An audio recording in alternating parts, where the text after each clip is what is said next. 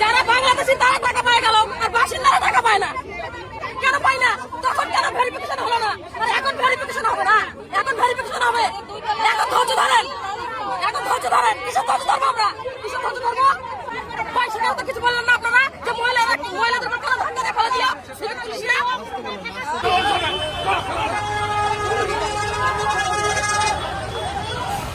গাড়িগুলো ছেড়ে দিল।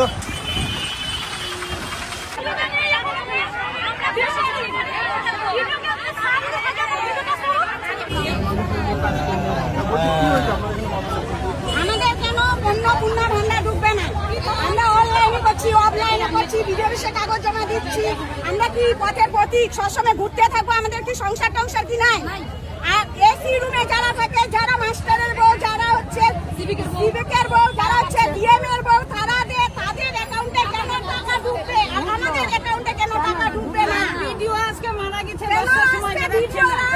ভিডিও অফিসে কেন একজন বলে কেন বলবো? আজকে আমরা গরিব দেখে আমাদেরকে ধাক্কা দিয়ে ফালা দিবে কেন?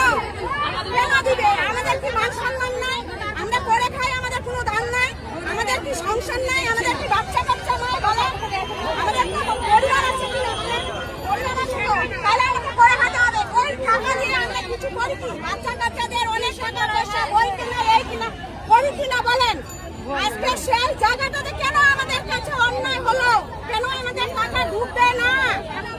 আমরা কেন অনলাইনে করার সত্ত্বেও আমাদের কেন যাদের ভোটার কাটা গেছে তাদের অ্যাকাউন্টে টাকা ঢুকছে? আজকে আমাদের ভোট দিয়েও আমাদের কেন টাকা ঢুকবে না? আমাদের এটাই কথা।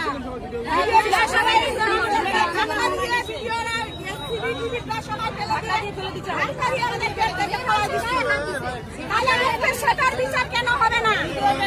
কেন হবে না? সেই বিচারটা কেন হবে না? আমার নাম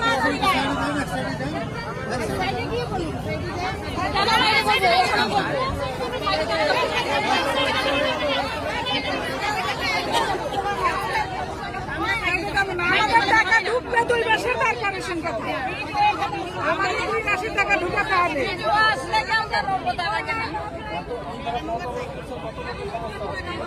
আমাদের তো